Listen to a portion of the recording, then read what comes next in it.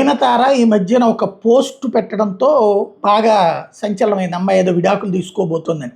ఎందుకంటే విఘ్నేష్ శివన్తో కదా అమ్మాయికి పెళ్ళయింది, రీసెంట్గానే కదా.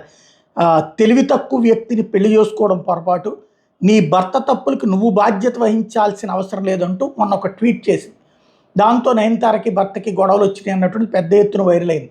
100,000 ప్రచారం అయ్యేటప్పటికి అర్జెంటుగా ఆ ట్వీట్ తనే తొలగించడంతో వివాదమైంది. అది అట్లా ఉంచి దానికి ఏదన్నా వివరణ ఇచ్చి ఉంటే పోయిండే.